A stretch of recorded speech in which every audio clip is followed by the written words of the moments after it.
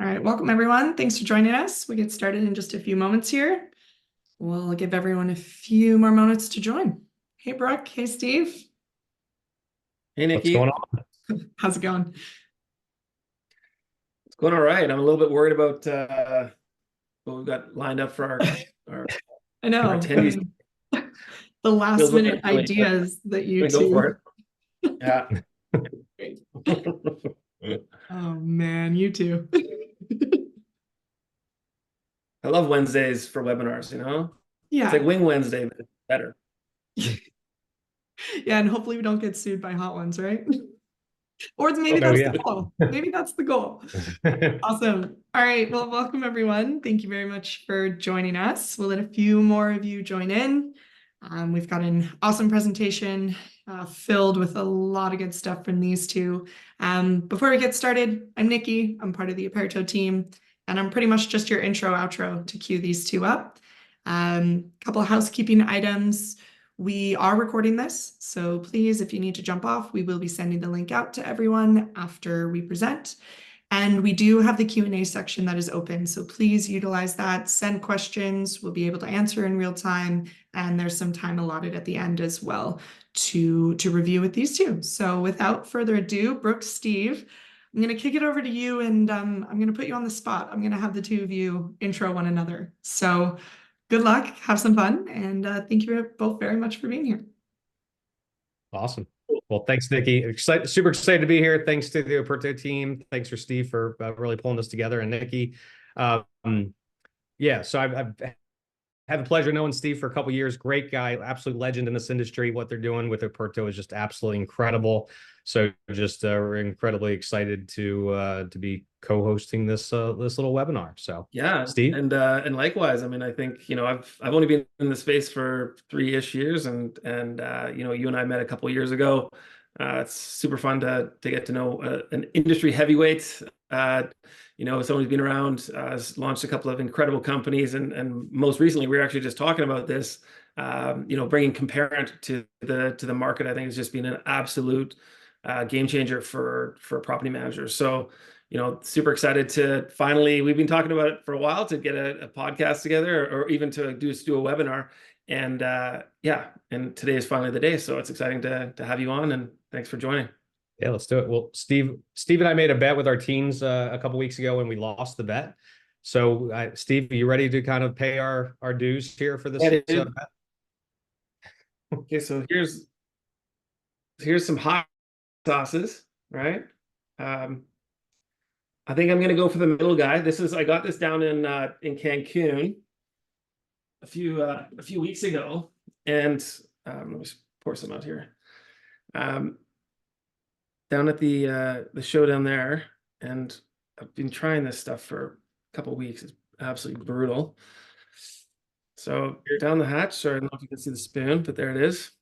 Cheers, guys. Oh. All right. So mine was a little Old Bay hot sauce. I'm a Maryland boy, and Maryland's the home of Old Bay. So, Steve, we just paid our dues there. So, I don't know if I can be able to top after that. Yeah, with a little hot sauce. So, let's get started. All right, man. All right. Here's our agenda. Maybe we should have done it at the end of the presentation. So probably, but let's give it a go. All right, so we're going to talk about why inventory matters. And by the way, so this is being recorded, like Nikki said. I have a ton of information. Steve's got a ton of information. We're going to be going super, super fast, but it is being recorded and we can share it afterwards. So let's kick in.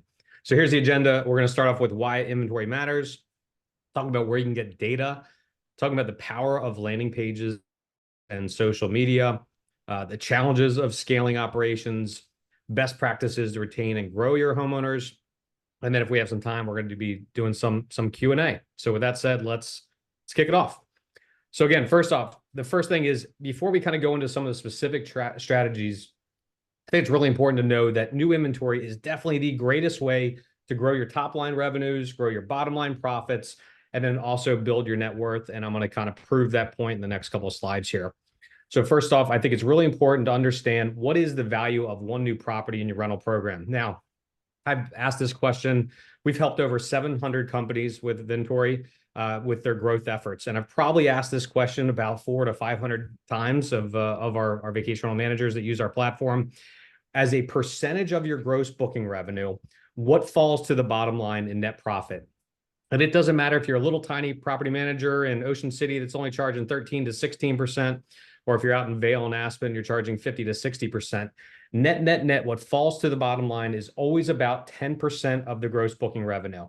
So this is the number before taxes and fees. So if you have a property, you go out there, Steve, and sign up a property doing 50,000 in gross booking revenue, you're going to make a net profit on average. Again, after looking at close to 500 different companies, you're going to make about $5,000 in net profit per year per property. Now, the good news about this industry is you don't keep a property in your rental program for just 1 year. You keep a property in your rental program for multiple years. So, Brooke, how long do you usually keep that property in your rental program? Well, there's a formula, and it's called, you just take 1 divided by your churn. What the heck is churn? Churn is what percentage of your inventory are you losing in a given year? Again, after asking this question, 500 times or so, the average in our industry is about 10%. So if you take 1 divided by 10%, you get 10-year lifetime. So you take $5,000 in net profit times 10 years, your lifetime value is $50,000. So here's a quick little hack. Assuming you fall within industry averages in net margins and churn, your lifetime value is equal to your gross booking revenue. So Steve goes out there, signs that property doing 50K in gross booking revenue. You can take it to the bank. You're going to make about $50,000 in lifetime net profits. You go out there tomorrow or next week, you sign up a property doing 100K in gross booking revenue, you can pretty much take to the bank, you're going to make about $100,000 in lifetime value. Not bad. So we've proven that, this is a great cash flow, there's a great cash flow business. There's a reason why private equity is coming in and rolling up so many of these companies. But let's say you decide to sell your business. What they're actually buying are these management contracts. So how do they value, what a property management company is worth? Well, this is not a session on that. I'll let the pros like Jacoby Owen at C2G Advisors kind of give that. But the most popular method is called the multiple of earnings method. And it usually averages anywhere between 4 and 6 times your EBITDA. So for this example, we're going to just take a 5 times multiplier, 5 times that we're using that example from before of a $5,000 EBITDA. So that puts your valuation of about $25,000 per property, assuming you fall within the industry averages. So you go out there and you sign up 10 properties in the next couple of weeks, next couple of months, you just added $250,000 in net worth. Let's say you really crush it over the next 12 months. You sign up 50 properties. You just added $1.25 million in net worth. Let's say you're just absolutely crushing it. You're like some of the partners using our platform, and you sign up 200 properties over the next, call it 2 years. You just added $5 million in net worth. So again, I don't think there's a better ROI out there than adding inventory. So to further kind of prove this point, I had my team go out and kind of look at some public comps, look at some public data, and this is what we found. So Wyndham, Vacasa purchased Wyndham many years back. We know they paid $18,000 per contract. If you look at Vacasa's investor deck from July 2021, they said in that investor deck that they paid on average $21,000 per contract. But this is not just the US. Even if you look at Sykes is in the UK, and Vitruvian Partners, a private equity firm, bought them. They paid $27,000 per contract. But this one right here is probably the best comp of them all. So again, I mentioned Jacoby Owen with C2G Advisors. They're the largest M&A firm in this space. They did in 2022, they did over $250 million in M&A transactions. And Jacoby said multiple times publicly on stage, he's put it in print, the average contract in 2022, if you kind of take that entire M&A universe, was about $33,000 per contract. Now, he since has gone out there and updated this for 2023, and the number was $29,000. So it's gone down a little bit, but it's still significant, $29,000 to $33,000 per contract. I think that is the best, comp of them all, just kind of looking at the market. But check out this outlier here, turnkey. So Vacasa paid $103,000 per contract when they purchased turnkey. Now, there's a caveat there. They purchased that with a lot of stock, and we've obviously know what Vacasa's stock has done of recent. So again, there's not a better ROI out there than getting inventory. So now that we've talked about that, it's like, all right, how do you get more inventory? So we're going to talk about that in the next couple of slides. The first thing is the baseline of everything you do, it comes down to data. Without a solid data file, it doesn't matter how good your marketing campaigns are if they're not hitting the right target.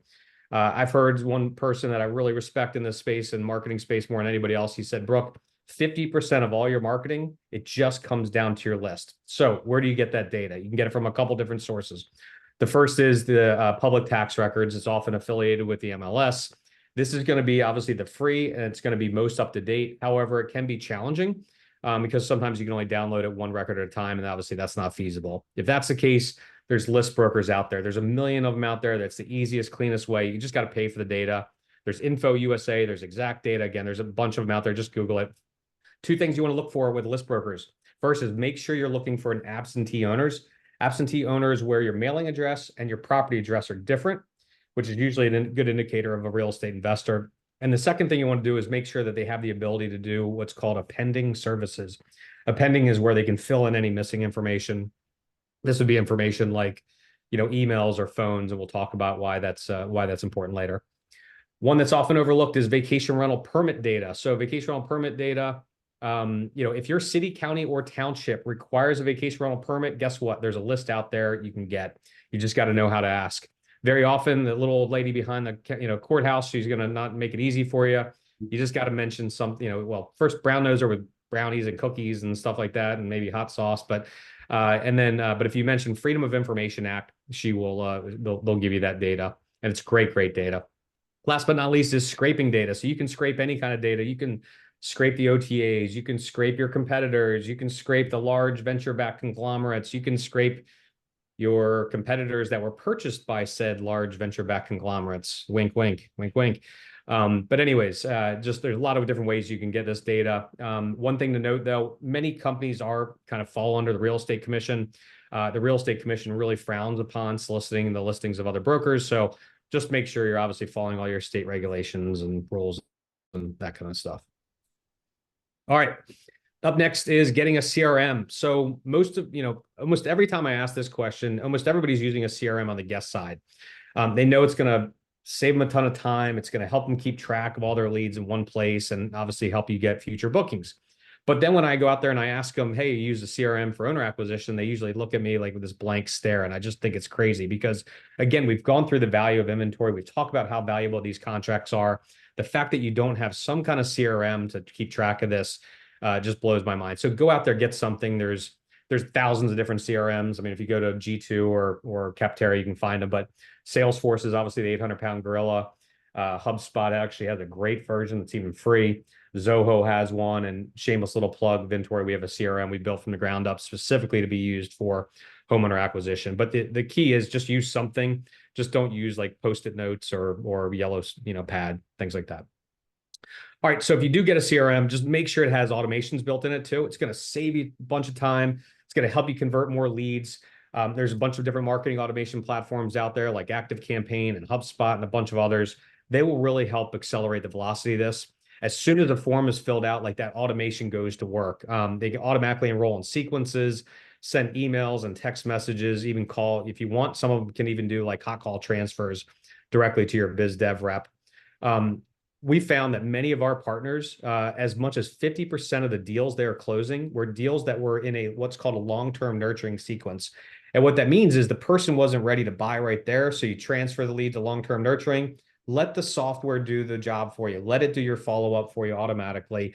Look, I've been in your shoes. I built a company myself. I know how hard it is. Vacation rental management company. I know you're wearing multiple hats. You don't have the time and the bandwidth to sit there and constantly, do that follow-up. So let the technology do it for you. All right. So when we onboard our partners, the first thing we do in onboarding is build out what we call their key messaging building blocks. And these are the 7 key messaging building blocks needs to be in all your marketing. So it doesn't matter if it's a landing page, doesn't matter if it's a postcard, owner presentation, you need to have this in all the marketing. Obviously, we don't have time to go through all these right here. I've done some videos on this in the past. You can probably look at our website or look it on YouTube. Or if you just go to vintory.com/key insights, you can download this form right here. It's a key messaging building blocks worksheet that allows you to kind of build out your own. We give lots of different examples, but this again becomes the baseline for all your marketing. All right, let's talk about setting up owner recruitment landing pages. This is probably, I would say, the lowest hanging fruit out there. when people ask me, they're like, Brooke, there's only one thing I should do. What is it? This is it. Just build a really nice landing page. It's funny, like people spend so much time, money, and effort setting up these great looking websites, but when it comes to their owner recruitment, page, it's like an afterthought, and they don't do a great job on it. So make sure you follow kind of the core tenets that you're supposed to do. We have, again, an infographic we've designed and built. If anybody wants it, feel free to download it at thatvintory.com/keyinsights. It tells you everything you need to have in kind of that on that landing page. But many people have tons of existing traffic already coming to your website, so you want to make sure you're converting it. All right. So not only is Vintory obviously a software platform, but we're also really a full service marketing agency and sales and marketing agency. And what you see here, this like omni-channel marketing strategy that you see that we perform on behalf of our partners. So why omni-channel?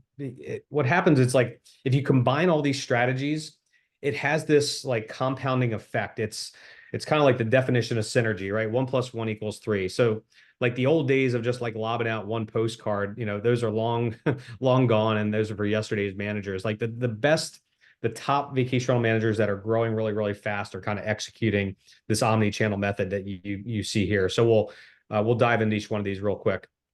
So the first one is direct mail. Guess what? I know we're in like a digital world. Steve is going to tell you about all these great digital things, but guess what? Direct mail is not dead. The vacation rental industry is one of the few industries where direct mail, still works. So what are the hacks? The first is use those 7 key messaging building blocks we talked about, the USPs, the compelling offer, features and benefits, risk reversals, et cetera. The next is consistency. I'll say it again, consistency. It takes on average about like 7 touch points for people to actually remember your brand, and you don't know where they are in the buyer journey. So be consistent. The partners that we have that are consistent with their direct mail, it works. The math pencils out. Trust me. Vacasa knows this. I read that Vacasa mails 7.5 million mailers a year. Think about that. And why do they do it? Because they track every one of them. They know it works. I read in their investor deck that their organic CAC, customer acquisition cost, is 1/3 of the cost of what they were paying for an M&A. So for them to get a new homeowner, it costs about $6,700 on an organic basis. And from an M&A basis, it's costing about $21,000. So again, the ROI is it's 1/3 of that. So do it. Just make sure you're follow those 7 key messaging building blocks, and then make sure you're consistent. Also try different things. It doesn't have to be just postcards. You can do like business letters. We've had a lot of luck with handwritten letters. These are robots that hold a real pen and write these notes and get a great response. It's a little bit more expensive, but it gets a great response, and kind of mix it up a little bit. And that's handwritten with a y.com. All right, let's talk about cold email outreach. Now, we're not talking about like Constant Contact and MailChimp and stuff like that. This is, I'm sure you've gotten some of these emails. It's very text-based. It's not graphical. It doesn't seem like a marketing thing, but this was a real surprise to me. Cold email outreach does work, but there's a lot of work you got to do into it. You got to make sure you don't get blacklisted and spam lists and things like that. The first thing is, if you are not good at writing direct response copy, and there's definitely an art to it, hire somebody that does. Go to I'm the biggest fan of Upwork.com. You can hire freelancers and for virtually anything you need. Hire somebody that can do some cold email outreach for you. And then use a service like Lemlist or Mailshake. Don't use your normal domain. Don't use your normal emails, because it's going to get blacklisted. This works. I mean, we have partners all the time, and it's virtually free. I mean, it's like $20 a month for these services like Lemlist. You'll probably pay $300 to get the email copy written. We have a partner in Hawaii. First email campaign, he got 3 new deals. Average gross booking revenue was $100,000. So that's $300,000 in gross booking revenue, which we know the lifetime value equals the gross booking revenue. So think about that, $300,000 in lifetime profits from 1 email campaign. So I definitely say it works.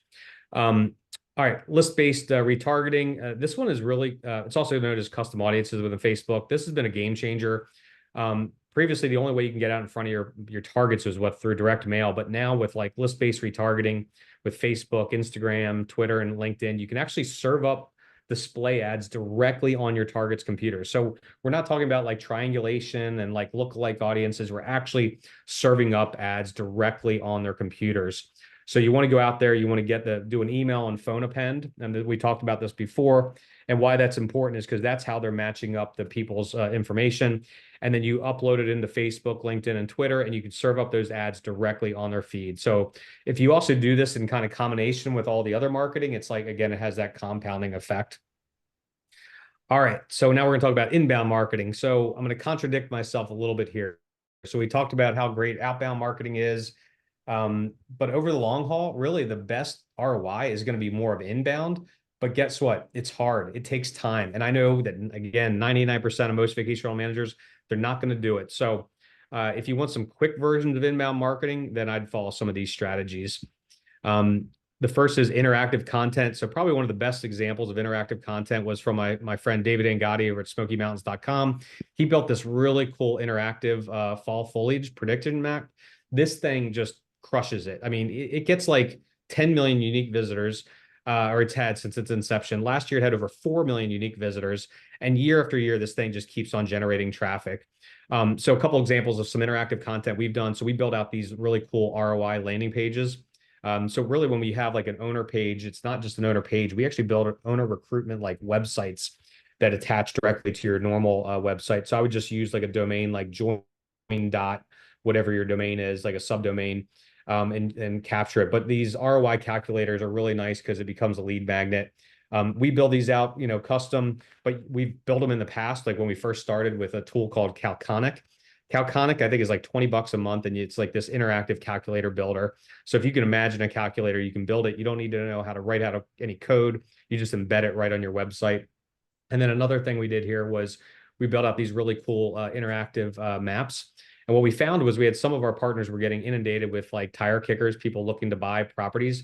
So what we did is we took like the MLS and we took like the top 20 properties that were currently on the market, and we built a rental projection for each one of them, and we just embedded that rental projection in the map, and we just embedded this page on their website, on their owner recruitment page, and it just became a great lead magnet as well. And then like even like realtors were like sending people to it. It was just a great source. And we built something like this with a tool called Batch Geo. So another great interactive content. All right, I promise we're coming down the end here. So next, targeted PPC. So what's the hack with PPC? The first is you want to cast a really wide net, and you got to know what the right key terms are. So paid search traffic really can be good because it has high intent, but the problem is there's just so little search volume for it. So you got to cast a really wide net. You got to know what those right keywords are. We have a full digital marketing team at Vintory. We've kind of gone through and established what those like 70 top keywords or those key terms are. But you can find those two great tools, Ahrefs and SEMrush, to kind of figure out what the right terms are to use. You're probably not going to get a ton. You might get 1 or 2 like solid leads a month. It depends on your market, but again, they're really high intent.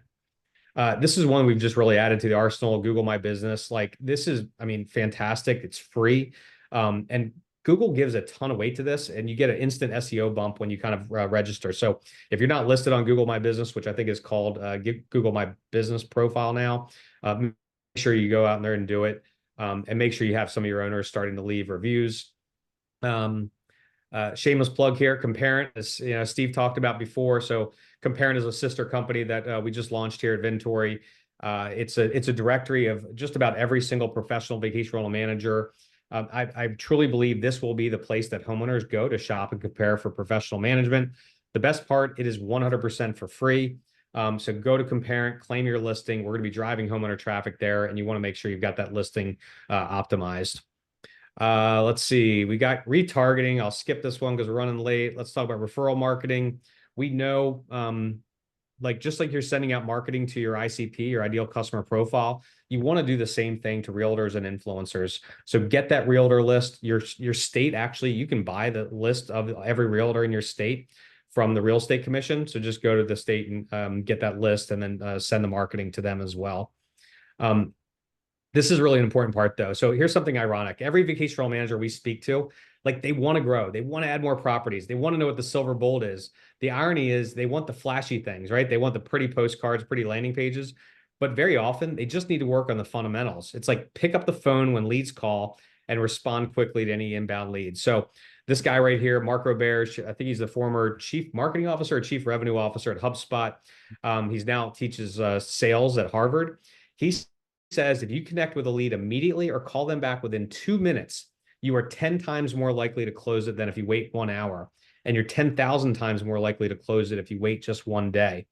So when we go out there and we ask our partners, we ask vacation rental managers, are you responsive? They're like, oh yeah, Brooke, we're always responsive. We always pick up. Well, guess what? We go out there and we secret shop them, and the data definitely doesn't back that up. So we secret shopped 100 companies. They only picked up the phone 34% of the time. And then when we left the message, they only call us back 57% of the time, which means the vast majority of these people are like, these leads are not getting touched. Very often, again, it's just the first person to, talk to them. So what we found though, when the top property managers, the ones that are constantly growing, they are consistent. They always pick up that phone. They have a 100% connectivity rate. It reminds me of that quote. It's like 80% of success is just showing up. All right, and I promise I'm done here. The last one, number one strategy is consistency. Again, the companies that go out there and they are consistent in their marketing, especially consistent on that direct mail, it works. But what ends up happening is people lob out 1 or 2 postcards. They said, oh, this doesn't work, and they stop. And they're in that gap of disappointment. That's exactly when they need to keep, kind of trudging through. So be consistent with your marketing. Don't stop. And with that said, I'm going to throw it over to Steve. So that's, again, how you find them. And Steve's going to tell you how to keep them. Steve? Awesome. I think you're going to stop there. Yeah, no, I'm just going to share. Okay, can you see me there? Yes, sir.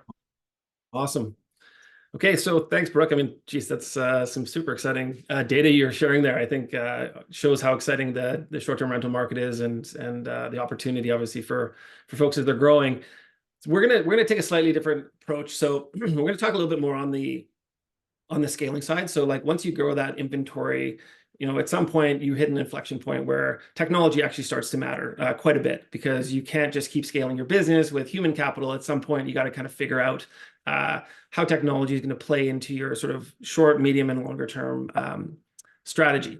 So a little bit about Operto. Don't want to plug it too much. We're an end-to-end guest management system. So everything from sort of the moment that you book on any sort of OTA, all the way through to the time you check out, and cleaning services, and managing all the operational efficiencies of your business. We sort of take care of the guests sort of end to end, and that's the game that we're in. So when you look at what you're looking for as a property manager, it's obviously about delivering 5-star reviews, right? And making sure that you get direct repeat bookings as often as possible, and being able to avoid the OTA fees again where possible. So we look at it sort of in 5 chunks, pre-arrival, check-in, in-stay, checkout, and post-stay. And those are really things that you need to be aware of, and sort of figuring out how does technology potentially play into those 5 distinct buckets as a guest sort of goes through their journey. So what does technology actually do for you?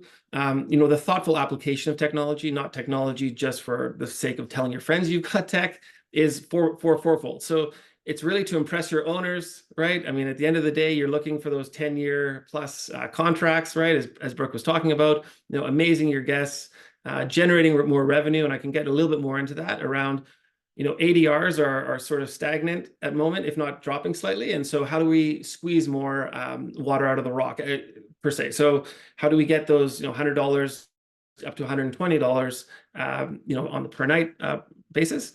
And then automation of operations. So the mundanery, the sort of day-to-day stuff, there's a lot of places in your business that the technology can really help sort of speed up those places, and allow you to get sort of back into operating your business, not sort of the day-to-day trudging through the mud. So how have things evolved, in the last few years? And it's been really interesting, sort of as a newcomer to the space, and seeing how things have really changed, sort of pre-COVID, and then as we've sort of come out of that, guest expectations have really skyrocketed. And I think we can all agree that, with folks kind of coming out of the hotel space and have a lot of the same expectations around cleanliness, around sort of responsiveness, et cetera. So, those expectations have changed. Staffing continues to be a nightmare. So, you've got a lot of need for people across your business, and it's hard to find good talent these days. And we don't forecast that changing anytime soon. Vendors on vendors on vendors. And for those of you who go to a short-term rental show, or you even Google tools that I can use, or some of the things that Brooke was talking about, you're spoiled for choice, but it's also very difficult to navigate that landscape. Who's good, who's bad, who shouldn't even be here. Then you've also got increasing regulatory complexity, which is unfortunately not going anywhere. And you've got competition. So there's more and more folks that are realizing that, hey, short-term rentals is actually a good place to be. Maybe I want to throw my hat in the ring. So your operations are going to get more and more and more challenging as you go, right? As your portfolio grows and you use Vintory and compare it, and you sort of get those numbers up from 1 to 100 to 1,000, everything does get harder. So staffing, payroll, turnover, et cetera, becomes a day-to-day challenge. Owner management, obviously, we've got different personalities, and you're trying to sort of negotiate all the time with different competing interests. The complexity of systems is proportional to sort of your current size. So it's sort of, as you get bigger, everything becomes more complex. Turnovers are a pain in the butt, and guest communication, a little bit different than what Brooke was saying around getting back to people. This is sort of in-stay communication. So making sure that you are giving the information that your guests need, but also not being drowned in it. These are really hard things to do as you continue to grow. So what we like to look at it is sort of, how do you bend your system but not break it? And I think when property managers get into the game, obviously everyone's looking to go from 1 to 5 to 10 and sort of get that scaling effect. But a lot of the time we don't necessarily think about, where do I want to be in a year from now, 3 years from now, 5 years from now? And what can I put in now that will bend and will allow me to sort of get to the next stage of growth without sort of killing myself? Because what you can do with 1 unit or 5 units, or even up to 20 units, that will bend you, but it will absolutely break you at 50. And then what we've seen too is, as some of these successful property managers start to put the things into motion that Brooke was talking about, they can literally hospitalize themselves at 100, where their technology hasn't been thoughtfully implemented. And so they actually have to hire human capital to bridge the gap. And that is an incredibly expensive proposition. So you need to look at technology as sort of not really as a must-have, but really as, on my journey as a property manager, what is the right technology that I can use at the right time, and actually is going to work for my business. So, one property manager is going to look totally different from a whole group of other ones, and no one's businesses are quite the same. So it's really important to, again, thoughtful implementation. How do I want my guests to, what do I want their guest journey to look like? And how much interaction do I want with them? Is it face-to-face? Is it, what does it look like? And I think that those kind of decisions will guide your eventual tech stack. So how do you build a technology strategy? Okay, it's really important you do this in lockstep as you're growing inventory. So when you look at it, we look at it as a puzzle, right? When you hold up a puzzle that's being completed, it does have sort of a rigid strength to it. And that's because all the component pieces actually add more strength to the next piece, right? So do not look at this as sort of a fragmented puzzle piece situation where you're kind of trying to tie things together and glue things together. Really important that the partners you work with have a proven track record of working with the other partners that you're looking to work with, because the sum has to be greater than the parts. But a lot of the time you can be sort of led down the garden path around, oh yeah, we work with these guys, we're great with them, but they've actually never worked together. So again, just from a homework perspective, make sure you're doing that. The other thing to do is to define your goals, right? You can't fix everything at once. You almost need to figure out where your swim lane is and what are the things you're trying to influence over the next 6 or 12 months. That could be revenue, that could be ops, that could be sort of guest experience, cross-selling, upselling, making sure that they book direct and repeat book, or is it just portfolio growth? And I think that defining those goals is really going to drive, again, where you're going to start and where you're going to kind of finish, and you're going to be able to figure out what that logical flow looks like. So look in the mirror. What are you great at? Because we're all great at different things, right? Can you build on top of core things that you're better than your competition at? What are some of the current obstacles you're finding? It might be sort of regulatory stuff in your industry or in your area. What do some of those sticking points look like? And the most important thing here is, do you actually have the resources, either yourself or partners or within your team, to actually roll it out correctly? Because what we find, we work very closely with our customers, that a lot of the time the best answer is we're going to push the ball down the road, 6 months or 12 months, because we're actually not able to do it in a well thought through way now. So sometimes that's also part of the strategy here is, do we need it now? Maybe we don't. And if you do need it down the road, like what do those steps look like to actually roll it out effectively when you get there? We like to look at it as sort of an art of prioritization, right? So when you look at the way that a firefighter and a park ranger operate, yes, they're both putting out fires, but it's very different, right? So the firefighter, slides down the pole, there's one fire, grabs the hose, puts the fire out, and it's very easy to kind of see, one fire, one outcome, and here we go. Whereas a park ranger might be managing, say, 10,000 hectares, and there could be 10, 15, 20 different challenges going on inside the park at any one time. And part of their job is to actually prioritize, like, where are the major pain points here, list them out top to bottom, and then start to knock them off and figure out how the tech could potentially help you to knock off that list a little bit quicker and allow you to sort of, again, get back to running your business sort of in the day-to-day, operational pain of it all. Selecting your vendors. This is something that I am personally very passionate about, because there's a lot of vendors out there. We're one of them. And there's fantastic vendors that we work with or work against, or we're part of a bigger, broader community. It's really important property managers understand, like, you're getting what you pay for, right? So we always say, again, shopping on price is usually a bad plan because again, you will never get, you just need to know where you're going to go, and don't, for the sake of saving $1 or $2 today, it's going to cause you pain down the road. So just make sure that, again, you're not necessarily always shopping on price. Everyone says that they've got great support, and again, it's just not true, right? So really do your homework around, what does it look like? Is it 24/7 support? Is it how fast are their response times? Like, test them, ask them hard questions. Who do you work with? Can I talk to one of your existing customers? Interview style, to make sure that that person, you're bringing them into the house. And the idea when you're bringing in a new vendor is you're not doing it on a short-term basis. You're actually looking for a longer-term relationship there, because the pain of ripping out is really high.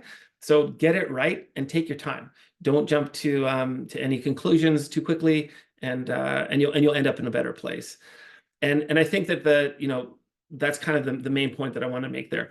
Apples to apples checkbox. You'll see this online. We do these features. We do these features. That's a very dangerous game to play. So make sure you're digging a little bit closer. And what it looks like in terms of the sales process is usually what it's going to look like in your post-sales process, right? So a lot of tech companies, they love to sell you stuff, and as soon as they sold it, it's like, bye, see you at the quarterly business review, maybe never see you again. Make sure you understand that the way you're treated up front is the way you're going to be treated afterwards. And so again, make sure that there's an alignment there. Know where you're going, and make sure that you know where your vendor is going. We're in the technology game. The unfortunate reality is that 80% of technology companies fail within the first 2 years. So again, do your homework, understand sort of legacy, where they're going, where they want to get to, and how they fit into your long-term plan. Again, we're running a little bit late on time, so I'm going to kind of go quickly. Again, ask questions, ask the right questions here. Property care, smart locks, these are all things that we do, but make sure you get down into the exact way that you're going to use the tech in order to work for your business, and then make sure you're matching technology decisions against that. And yeah, really, again, sort of best practices for implementation. There's one thing I want to just talk about here. Make sure your team knows about technology decisions before you make them, because at the end of the day, they're the ones that are holding the bag, right? They're the ones who are going to be working in the systems day to day. They need to buy off on it. If they don't buy into a decision that's being made, you will not only have pain in rolling it out, but you'll have pain in usage, and eventually it will fail. So make sure you've kind of got an internal champion that drives the bus and feels empowered during that buying decision, that it's the right tool for them to actually remove pain from their day-to-day. Because if it doesn't, then you're just wasting money. So again, that's an important thing to get right on the staff side. And the last thing too is just, don't pull the parachute too early. Don't don't fall into that sunk cost fallacy. Oh, I paid all this money, I should stick with this. You know, it's a dangerous game to play. So if it's not working, make the change, get it done, and move on. Okay, so my recap: embrace technology. It is an enabler as you're growing through Vintory and Compare as well. So do not shy away from it. Friction will turn into fire eventually. So again, just make sure you're working very closely with your technology partners so that they understand again where you're going, and so that you can put those fires out before they get too big. Technology is really about when the when is more important than the if, because let's be honest, we live in a digital world. The travelers today are digitally native. You're going to need a layer of technology to drive your business, but it's about when you're going to do it versus if. And the last thing, make sure you build a strategy that works for you. Whether you work with Operto, you work with one of our competitors, make sure it's a consultative process, because your technology strategy is going to be critical as you're scaling your business, especially on the unit counts. Make sure that you're working with the right people that understand your business, understand your vision, and that can really get involved with you. So I think that was that. Brooke, I don't know if you've got anything to add. No, that was fantastic. I learned a lot. I think we Thanks, went Steve. through that quickly. There's a lot of slides. We knew up front it was going to be a lot, but it's recorded, and hopefully it made some sense. Nikki, is there any questions we got out there from the crowd? Yeah, we've got quite a few. Thank you both. That was fast and brilliant. So appreciate it. We've got a few minutes for questions. I'm going to start to fire through some of them at random. Blake Peterson was asking kind of what are some of the best practices for dealing with owner management? I guess I need a little bit more context with that. So just knowing is the first thing I would say is like finding out like who is the best. Would this be for a property manager, I guess, with managing an owner, or vice versa, owner looking at management? Yeah, let's see what Blake says, and we can fire off another question, see if he can follow up with a little bit of insight. Someone else is asking, what are the best tools to do your research about how tools integrate with each other? Yeah, I think the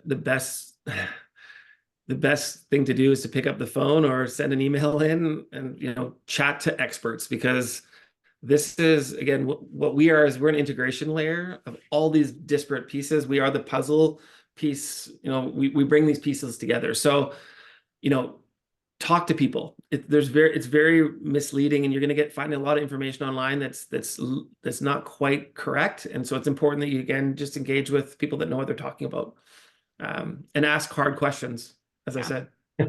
The other side to that is there's some amazing Facebook groups that are pretty ruthless in their feedback, like the SEO community, different sides of it. Yeah, your peers are going to give you the cold hard truth on what's working. For sure. This one's for you, Brooke. Do you have any experience in Mexico? I'm located in Cabo San Lucas and interested to hear a little bit more about it. Yeah, so on good news, bad news of the US market obviously is very open with data and getting lists. The problem is as soon as you go outside of the US borders, it's actually very challenging to get data. Sometimes, I mean, I have heard companies where they work with like the condo associations. Sometimes you get lists that way, but it is very, very challenging to get data. That's where it's more important to do those other strategies we talked about. Like, inbound is very, very important. It's really important to have a really good owner landing page.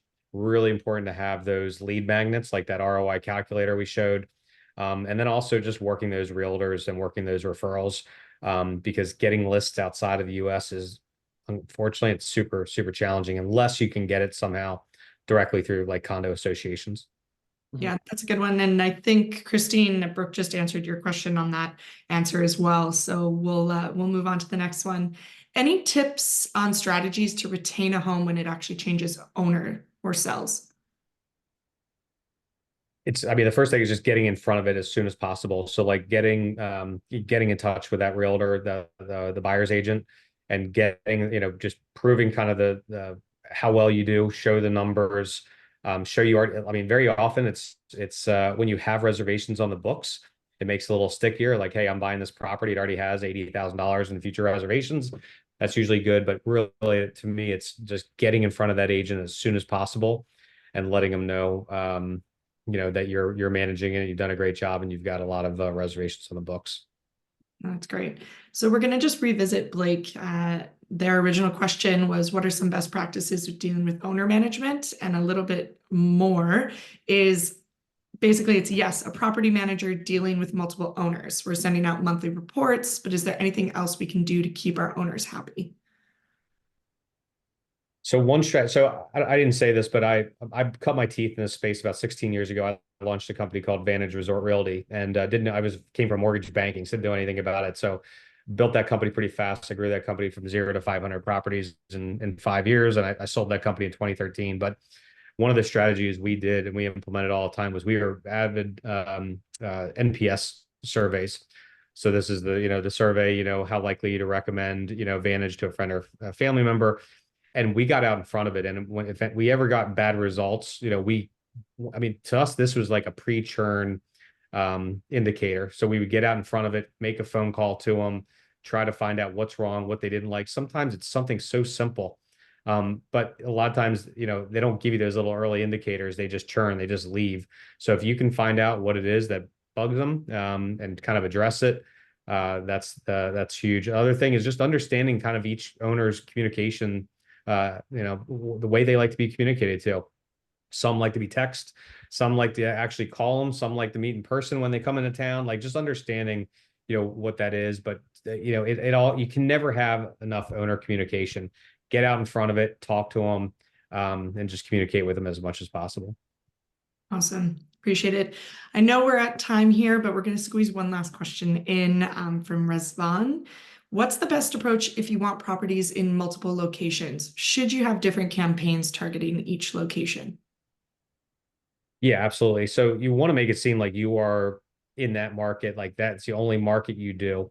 So the pictures need to be relevant to that area you're going to. So obviously you don't want to send a beach market, you're sending pictures in the mountains or something like that. So that's critically important.